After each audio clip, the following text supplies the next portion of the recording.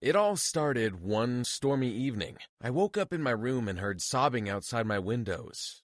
I got goosebumps. I never believed in ghosts, but I swear I could hear a voice so clear that it seemed like she was in the room with me. I ducked under the covers and willed myself back to sleep, but her crying only sounded louder. So even though I was shaking in the knees, I slowly made my way towards my windows. With every tiptoed step, my heart beat faster and faster. But when I pushed the window open and looked out, I saw the ghost crouched under my window in the bushes, and she was no ghost at all. She looked up at me and her face was so pitiful. "Help me."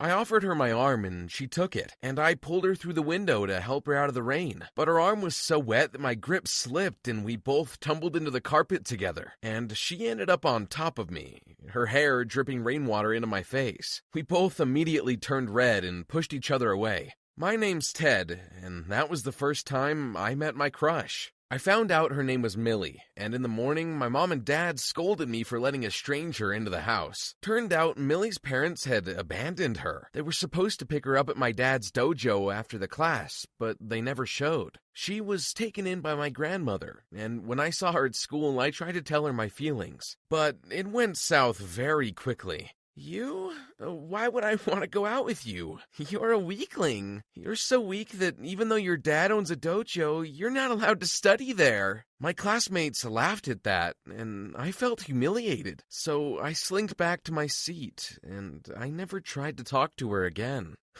I mean, she's not wrong. Ted is weak. He's so weak, even an ant can beat him in an arm wrestle. It was then that Danny made his move on Millie. They were both top students of judo. Millie was our dojo's best, and Danny was his father's. Danny's dad was the mayor, and ever since, they had always been jealous of the success of my dad's dojo. When Millie started seeing Danny, they would often spar together, and then they'd go out and watch a movie. Every single time they went on a date, Danny would ask Millie about transferring to his dad's dojo. Come on, you know we'd get to see each other more if you do. And you said it yourself, Ted's weak. Would you want to be associated with a dojo where the heir is a weakling? But no matter how many times Danny tried to reason his way into having Millie transfer, Millie felt a loyalty to Dad's dojo. It was the one place that took her when nobody else in the city allowed a girl to study judo, and the master there taught her everything she knew. So Danny thought there was only one way he could finally take what he wanted. It was only if the dojo was closed. He went to his dad, and with his political connections, they framed Dad for something he had never done. He was taken into custody, and without him, the dojo closed. Millie had no choice but to leave. That was what pushed me over the edge. Just because he was rich and his father was the mayor didn't mean that Danny could just do as he pleased.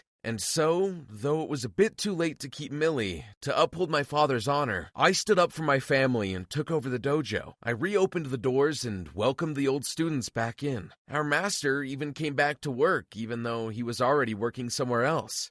I guess, to a lot of people, our dojo meant a lot, but Millie didn't return.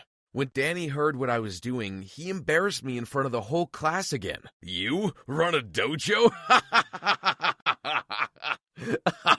You can't even lift a bucket. All you're good for is sweeping the dirt. The master heard about this, and he took pity on me. So did the pupils that he taught, and so they let me practice with them. At night, my master would teach me all the basics, and during the day, as I swept and went about managing the affairs of the dojo, I would watch them practice and learn. The pupils were even kind enough to practice with me. With their help, we sparred every afternoon, and I got better. It was about that time I met a mysterious girl. She came to the dojo looking for my father. She said she was sent by an old friend. We struck up a conversation, and something about her just pulled me towards her. We became friends.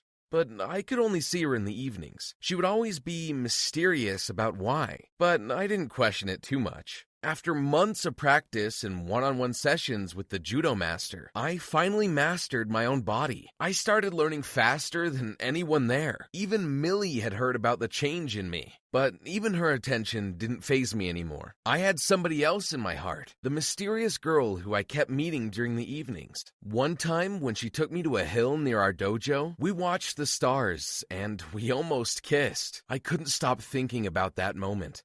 So much so that I would find myself staring into space while doing the dojo's accounts. I was sweeping the grounds one day as I usually did, watching our pupils, when the doors to the dojo were flung wide open. There were at least 20 judo pupils in their uniforms marching towards me, and leading them were Danny and his father. You're still at it, are you? I'm surprised this place is still open. I heard it's being run by a weakling. I suppose I'm the weakling you're talking about? Yeah, you gonna do anything about it? You're trespassing. Ho ho! Cry about it to your mother, boy. We're here to settle this, once and for all. Your top student versus ours. Winner takes all. Then I present to you our best student. He was looking at me. I felt the pressure, my family's honor, our dojo. They would take it all if I let my master down. Are you kidding? That's your top student. I guess it'll be an easy win then. Millie, step forward. I had hoped it wasn't true.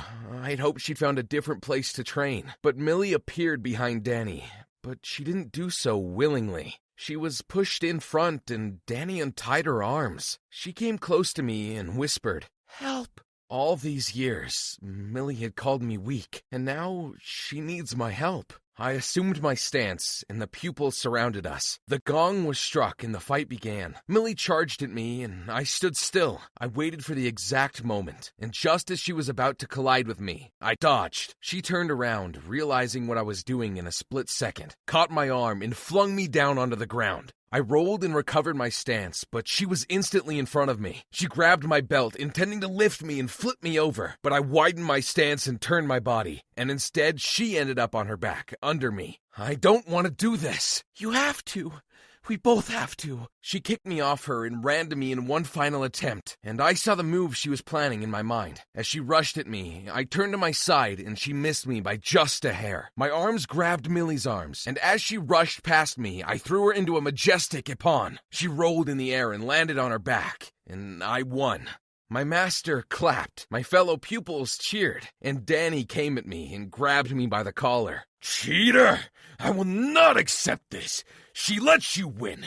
There's only one way to settle this. He tried to attack me, but all I had to do was twist his arm and I threw him onto the mat with ease. Even his own pupils laughed at his pathetic defeat. See, the only girl in your dojo fought better than you, except your defeat. So, winner takes all, didn't you say? No, I didn't mean that. Please, no, don't take my dojo. Don't take Millie away. Danny was sobbing pathetically, and although it would have been so satisfying to take everything from him, I didn't take his father's dojo. I took Millie back, and from that day on, they were not allowed to bother us. In the end, they still lost it all, because all their pupils, even their master, came to us. Everyone had heard about Danny's embarrassing defeat, and Danny had no choice but to close his dojo. I went looking for my mysterious girl that night. I wanted to tell her the good news, but when I arrived at that hill where we would always meet, someone else was waiting there. Millie. She hugged me and told me that it was her all along.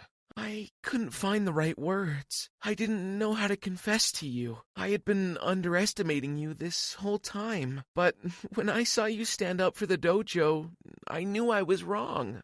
I love you. And that night, on that hill, while the cherry blossoms fell, I kissed Millie for the first time.